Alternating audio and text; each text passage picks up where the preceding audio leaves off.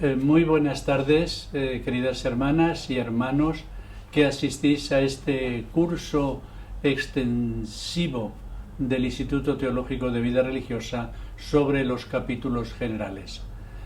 Hoy me vais a permitir que en lugar de hablar directamente os presente este vídeo en el cual voy a abordar el tema que hoy me corresponde. Hoy el padre Luis Alberto Gonzalo no estará con nosotros y por esto pues he preferido grabar esta clase.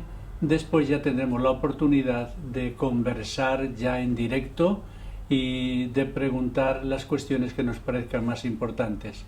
Pero he juzgado que de esta manera pues es más fácil seguir mi reflexión y presentar mejor pues todo lo que yo en esta tarde quisiera transmitiros.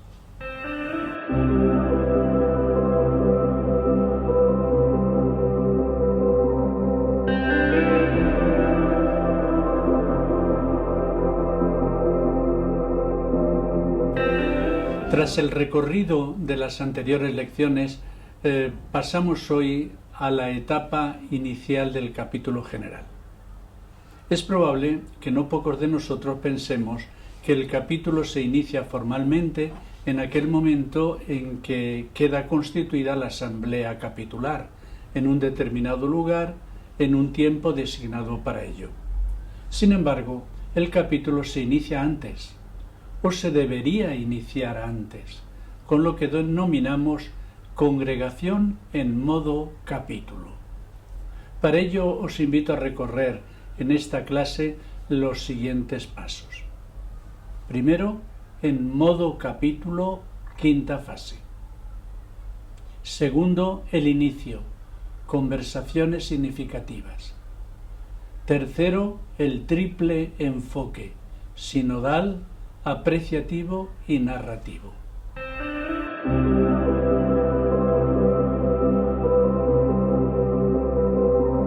Primera parte en modo capítulo, quinta fase. Nuestros institutos o congregaciones admiten diversas modalidades o estados. Una modalidad es la propia del estado naciente o fundante. Otra modalidad es la propia de los procesos formativos o de las acciones y empresas misioneras. Una modalidad importante es aquella en la que previamente a la celebración de un capítulo general, toda la congregación, todo el instituto, entran o se sitúan en modo capítulo.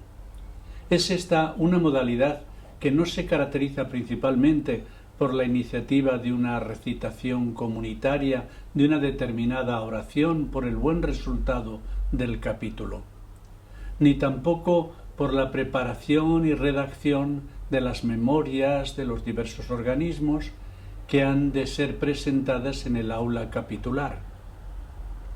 En modo capítulo no significa solo ni únicamente hacer las elecciones de representantes para el capítulo.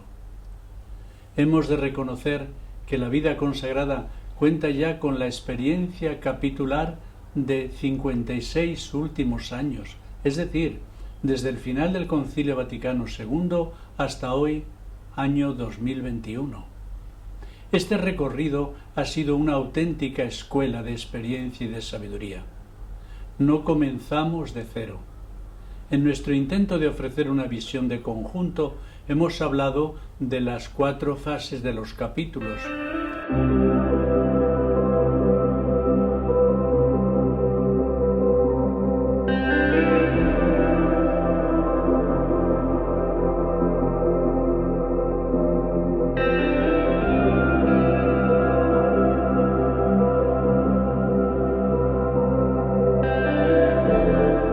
En cada una de ellas hubo avances muy importantes. Renovación de los textos constitucionales y reglas de vida. Configuración de la misión y vida de los institutos a partir del magisterio pontificio post-sinodal o el magisterio de los episcopados de América Latina, de Asia, de Europa, de África, o las directrices de la Congregación para Institutos de Vida Consagrada y Sociedades de Vida Apostólica a través de sus documentos o de sus cartas con motivo del año de la vida consagrada.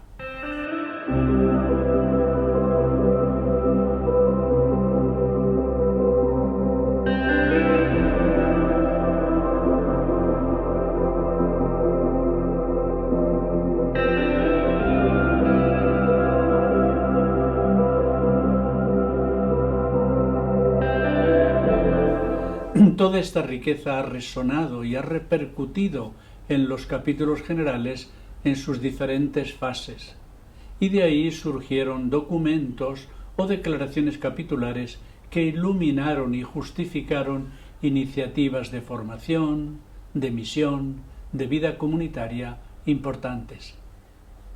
Pero nos encontramos ya a comienzos de la tercera década del siglo XXI, en un momento de madurez y a nivel mundial e histórico en un momento desafiante, tal vez de vida o muerte.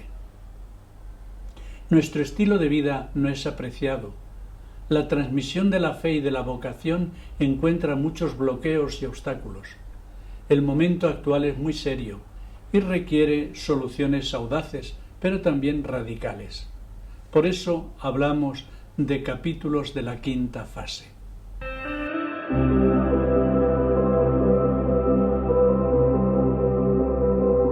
Hay, sin embargo, que advertir que existe una normativa jurídica muy acertada, según la cual el capítulo general es la suprema autoridad en un instituto.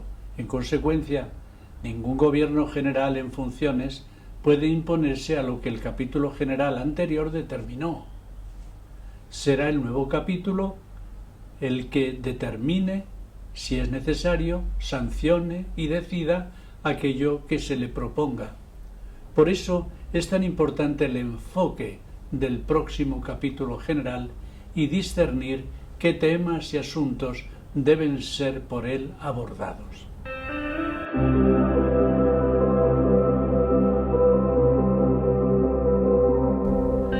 Después de hablar de en modo capítulo, ¿cuál es el inicio? Aquí hablo de conversaciones significativas. No basta estar convencidos de la importancia del diálogo, hay que hacerlo realidad. Por esto es de aplaudir la iniciativa de algunos institutos que se ponen en modo capítulo a través de conversaciones significativas. No se trata de respuestas a preguntas como si de un examen o una encuesta se tratara, sino de conversaciones significativas.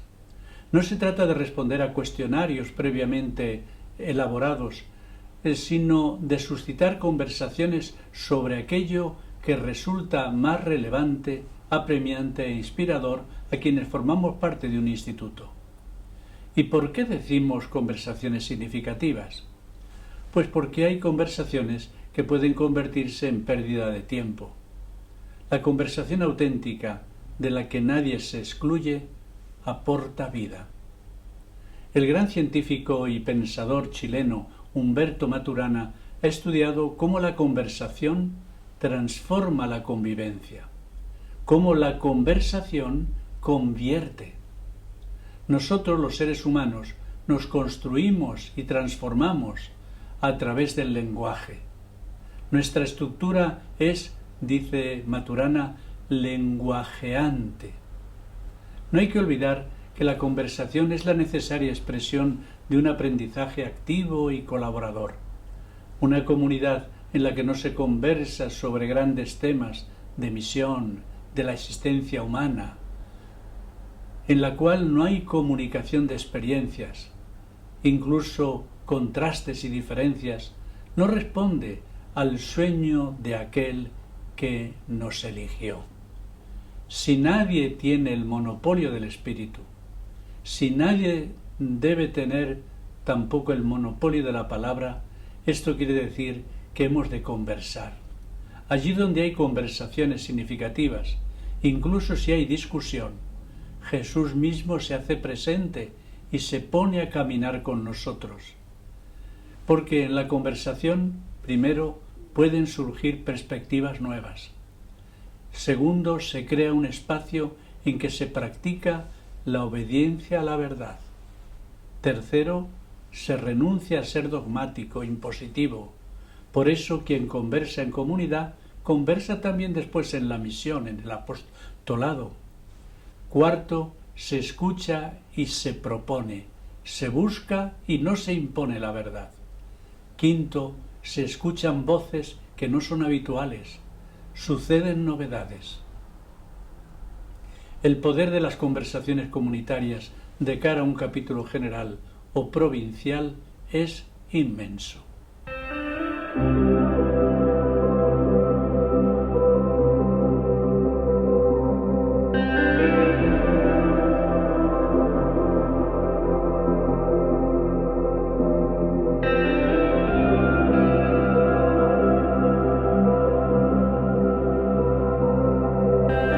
En tercer lugar, la tercera parte, el enfoque sinodal, apreciativo y narrativo. Hablar en términos de enfoque significa ante todo evitar lo contrario, el desenfoque. Bien sabemos por experiencia que no nos sirve una fotografía desenfocada, ni una grabación de voz inaudible, ni un lance desviado. Un capítulo general desenfocado nos decepciona. Nos puede transmitir frases bonitas, slogans del momento, pero no emociona, no tiene capacidad de encantamiento, o dicho de manera negativa, no sana el desencanto. En el momento que estamos viviendo, ya al inicio de la tercera década del siglo XXI, muy cerca ya del 2030, del 2050, el enfoque justo puede ser triple: sinodal, apreciativo y narrativo. Este enfoque ofrece características innovadoras a un capítulo. El enfoque sinodal. Quienes formamos parte de la vida consagrada en cualquiera de sus formas, no caminamos solos. Formamos parte de comunidades, de organismos. Somos miembros de nuestros institutos y miembros de la Iglesia. Somos también ciudadanos de este mundo. El Papa Francisco nos lleva insistiendo desde hace algunos años en la importancia de la sinodalidad. Como la palabra indica, no se trata simplemente de estar juntos. La sinodalidad no es parada y fonda. La sinodalidad nos habla de un camino o dos compartidos, de una búsqueda colaborativa, de un movimiento hacia adelante en el que todos ponemos nuestra parte y contribuimos. Cuando nos abrimos a los demás, muchas cosas se renuevan y cambian. La instalación, las zonas de confort, el individualismo nos paralizan. Hemos sido llamados a caminar juntos y a encontrarnos. Algo nos dice que esta es la dirección correcta. Las grandes obras en la humanidad se realizan siempre en colaboración, justa, adecuada, entre muchas personas, cada una de ellas en su rango, según su don. Formando equipos se llevan las grandes obras hacia adelante. También una congregación, una orden, realizan una grande obra en el conjunto de la misión de la Iglesia. La Iglesia peregrina está absolutamente necesitada de sinodalidad si desea responder a la voluntad misionera de la Santa Trinidad. Por eso hay momentos en nuestros institutos en los cuales es necesario reactualizar nuestra sinodalidad.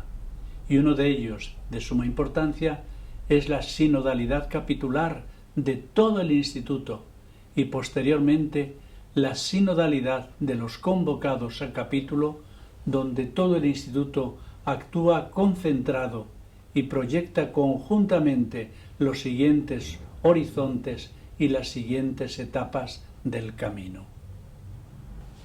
En segundo lugar, el enfoque apreciativo. Nuestros problemas y enfermedades saltan a la vista. Nuestro modo de hablar sobre nosotros mismos recurre con cierta frecuencia al lenguaje clínico. Comunidades enfermas, mortecinas, ambientes tóxicos e irrespirables, necesidad de curas de humildad, el individualismo nos está matando, gente que está mal psicológicamente, inmadurez afectiva, estamos envejeciendo, personas desequilibradas, el horizonte mortecino que detectan los datos estadísticos. Y ante un horizonte así, ¿qué expectativas de progreso se le abren a un capítulo general? Suelen proponerse terapias de sanación, gobierno para la animación, para la reanimación. Se suele pedir un diagnóstico de la situación, descubrir la raíz de los problemas, ofrecer soluciones. Desde este enfoque casi diríamos clínico, se asume que nuestro instituto está ante todo confrontado con una realidad problemática a la que hay que ofrecerle una solución. Nuestra congregación, nuestro instituto es un problema. Sin embargo, existen hoy voces autorizadas que nos dicen todo lo contrario. Una organización no es un problema, es un milagro que hay que abrazar y no un problema que hay que resolver. Estas voces nos orientan a indagar aquello que da vida a los sistemas humanos, a preguntarnos cuáles son nuestras fuentes de vida. Y esas voces nos piden a partir de ahí que visualicemos cómo puede ser un futuro mejor. Se ha constatado que actuando así se mejora la capacidad del sistema para colaborar y para cambiar. El primer requisito para este nuevo modelo es cambiar nuestra mirada, pasar de una mirada del déficit, despreciativa, hacia lo que está o funciona mal, a una mirada apreciativa hacia aquello que está funcionando bien, muy bien. Para una mirada apreciativa, el yo, la comunidad, la organización, son expresiones de belleza y de espíritu. Somos en los distintos niveles, personal, comunitario, organizacional, un todo orgánico. Esto es un milagro. Esto significa que cada una de las partes se definen por el todo. No podemos pensar en una organización prescindiendo de sus piezas, en una persona prescindiendo de todo lo que la constituye. Lo importante no es aprender de nuestros errores, sino de nuestras conquistas y de nuestras victorias. Por esto, la indagación apreciativa se sirve de 4 pasos. Descubrir todo aquello que entre nosotros funciona bien y ha funcionado bien. Segundo, soñar, visualizar los procesos que funcionarán bien en el futuro. Tercero, diseñar, planificar y priorizar aquellos procesos que podrán funcionar muy bien. Y finalmente, entregar, destinar, es la implementación, la ejecución del sueño y del diseño propuesto. La idea básica es descubrir qué es lo que funciona bien en la organización para así potenciarlo y lograr éxito, antes que intentar corregir aquello que no funciona. Es el enfoque opuesto al de la resolución de problemas.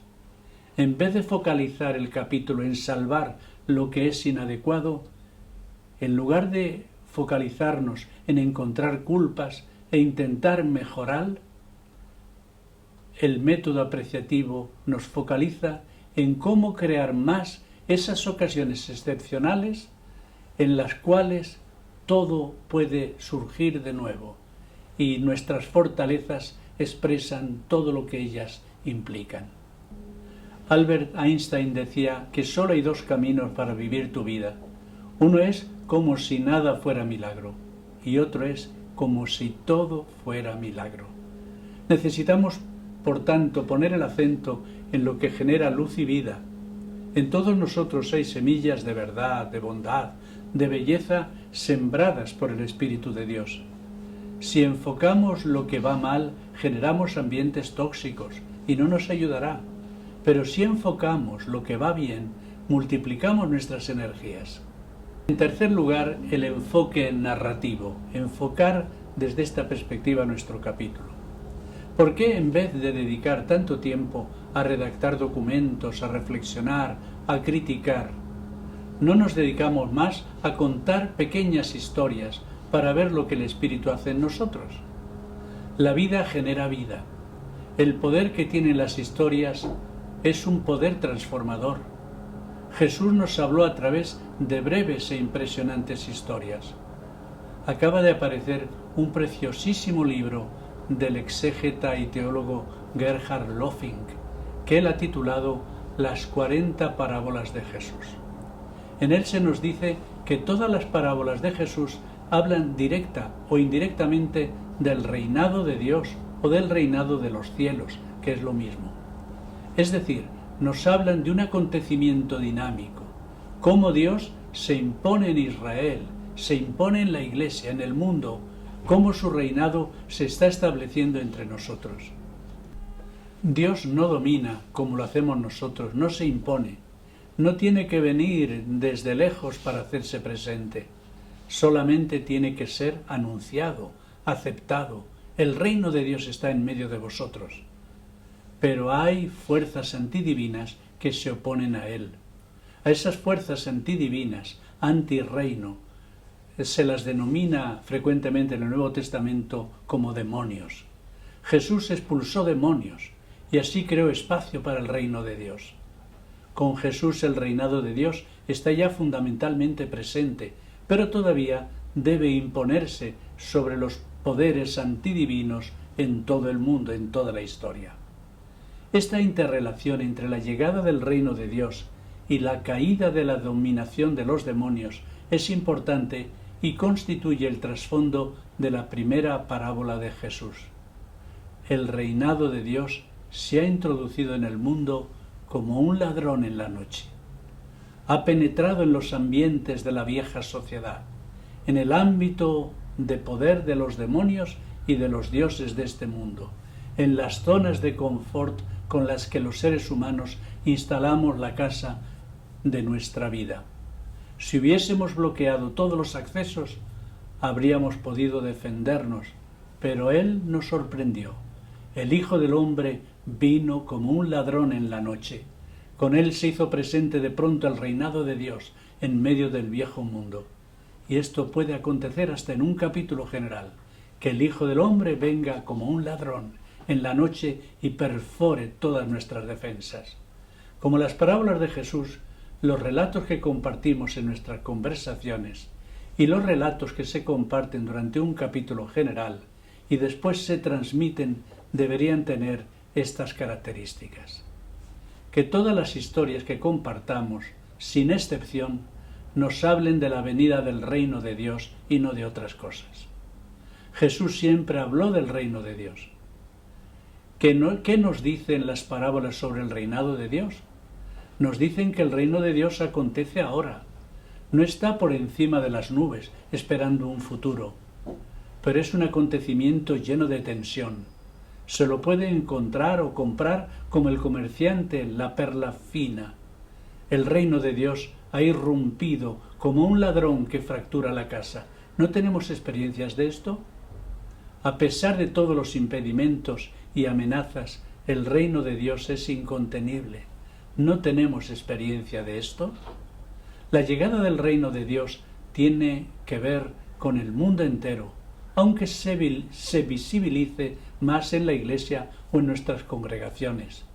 El peligro de perderse la hora decisiva del reino de Dios es grande. Frente a esta situación crítica, cada individuo del pueblo de Dios está llamado a la acción. Hay que abrazar lo nuevo con empeño total, con pasión, con ganas, con imaginación y deseo, igual que los terroristas y los grandes capitalistas actúan en sus cosas. El reinado de Dios acontece como un encuentro de amor, de bondad inconcebible. El padre abraza al hijo pródigo, el pastor se alegra al encontrar la oveja perdida, el Señor paga a los últimos como a los primeros, perdona toda deuda a quien también está dispuesto a perdonar deudas. Las parábolas nos hablan también del juicio. El reino de Dios lleva a la reunión del pueblo entero, de todos los hijos de Dios dispersos, pero también a la separación de unos y otros cuando no hay reconciliación o se es cizaña. Los relatos de las parábolas expresan en parábola qué es y cómo llega el reino de Dios. El reinado de Dios acontece en parábolas y en milagros, cuando milagros y parábolas ejercen su capacidad transformadora. Los acontecimientos escatológicos no comienzan solo en el futuro, comienzan ya en el presente, pero hay todavía un adventus, un porvenir que esperar. Esto quiere decir que en nuestras conversaciones, en nuestros relatos, lo más importante es la referencia a cómo el reino de Dios acontece entre nosotros, cómo Dios, a través de nuestra colaboración, sigue haciendo presente su reino. De poco nos serviría conversaciones en las cuales nos distanciamos de las conversaciones que Jesús suscitaba en sus discípulos. De poco nos serviría hacer un documento capitular en el cual no se expresa cómo el reino de Dios está aconteciendo en nuestro mundo y cómo nosotros estamos implicados en ese reino de Dios.